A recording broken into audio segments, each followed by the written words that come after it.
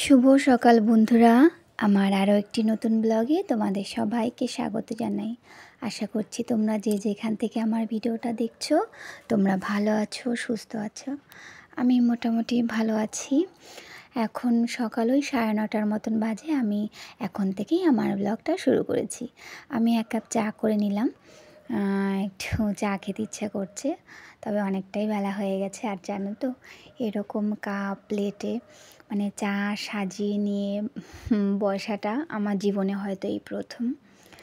আর আজকে মিষ্টি বাবা বাড়িতে আছে, তো ওর বাবা দেখছে আমি কাপ প্লেটে চা সাজিয়ে নিয়ে বসেছি। ওর বাবা না হাসছে, পাশে রয়েছে জানো তো। তা চাটা খেয়ে নেব, তারপর বাদবাকি কাজ হাত দেব। টিফিন তো করা হয়ে গেছে। চাটা খাওয়ার পরেই সব মোটামুটি সকালের হালকা একটু টিফিন সবারই হয়ে গেছে। আমি এখন একটু খেয়ে নেব। আর এই দেখো, এতদিন বাদে আমি আমার ট্রাইপডটা হাতে পেলাম। তবে হ্যাঁ, মধ্যেখানে একটু সমস্যায় পড়ে গেছিলাম জানো। ট্রাইপড আমার এই অ্যামাজন থেকেই নিয়েছি। একটা এসেছিল, কিন্তু ট্রাইপডের একটা অংশ আমি যখন ওপেন করলাম, এই প্যাকেটটা যখন ওপেন করেছি তখন দেখলাম একটা অংশ ভাঙা ছিল। মানে এর আগে একটা ট্রাইপড এসেছিলো, সেটা ভাঙা ছিল। ওটা চেঞ্জ করে আবার এটা গতকালকে এটা দুপুরবেলাতে এটা দিয়ে গেছে। তা আজকে তোমাদেরকে একটু দেখালাম। তা তবে অনেকটা নিশ্চিন্ত হলাম জানো তো, কারণ আমি পুরো সেট করেই নিয়েছি। সেট করেই তোমাদের কাছে একটু শেয়ার করছি। এটা ছাড়া না মনে হয় কি যেন কেমন একটা ফাঁকা ফাঁকা লাগছিল। ভিডিও করতে খুব অসুবিধা হচ্ছিল। আর হাতে করে করে সারাদিনের কাজ তো সমস্ত কাজ তো হাতে ফোন নিয়ে করা যায় না বলো। বন্ধুরা, আজকে আমার ভিডিওটা তোমাদের ভালো লাগলে একটা লাইক দিয়ে, প্লিজ একটা লাইক দিয়ে পুরো ভিডিওটা দেখো। কমেন্টে জানিও কেমন লেগেছে, আর সাবস্ক্রাইব করে আমার চ্যানেলটির পাশে থেকো। যাই হোক, ট্রাইপডটা পেয়ে ভীষণ খুশি আমি, নিশ্চিন্ত হলাম। আমি বিছানাটা একটু গুছিয়ে নিলাম চা খাওয়ার পরে। আর আজকে মিষ্টির বাবা যেদিন বাড়িতে থাকে, ওর বাবা বলে যে মেয়েকে স্কুলে পাঠিও না, সারাদিন মেয়ের সঙ্গে একটু টাইম কাটাতে পারবে, এই কারণেই। যাই হোক, তবু ভাবছি পাঠাবো।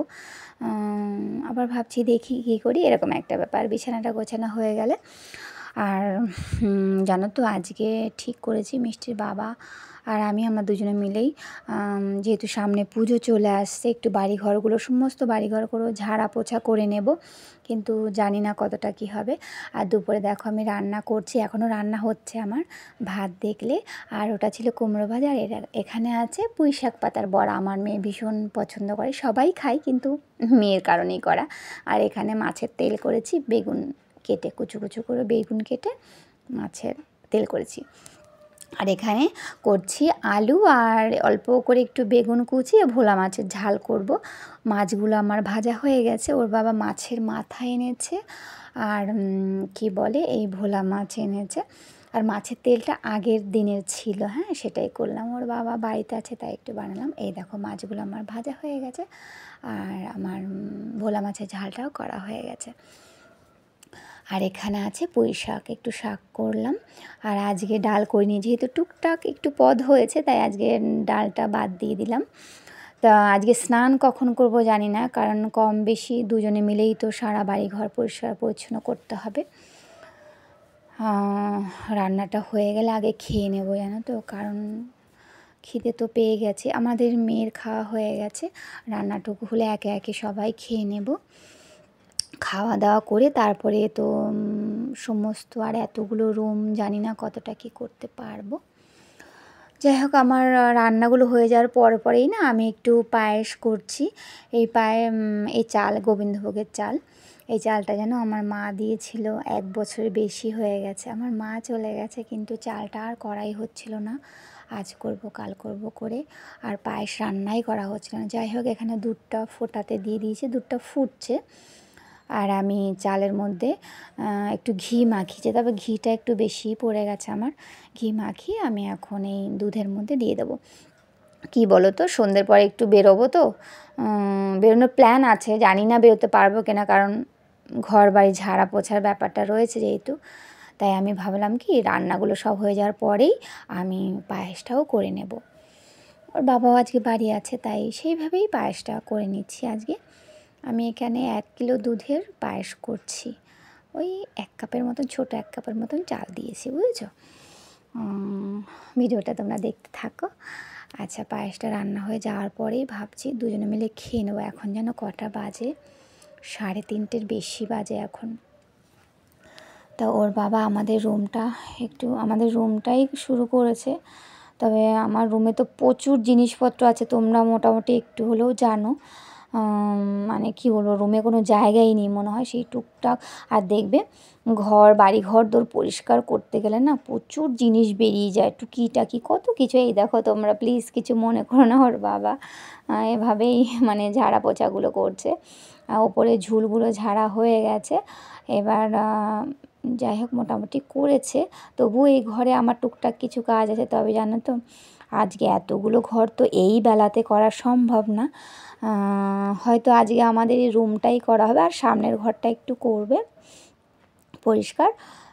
তারপরে মানে সময় হাতে নিয়ে করতে হবে, জানো তো। যাই হোক, দুপুরে খাওয়ার পরে না, দুপুরে কি 4টের পরে খেয়েছি। খাওয়ার পরে ঝাড়া পোছা মোটামুটি দুজনে মিলে করেছি।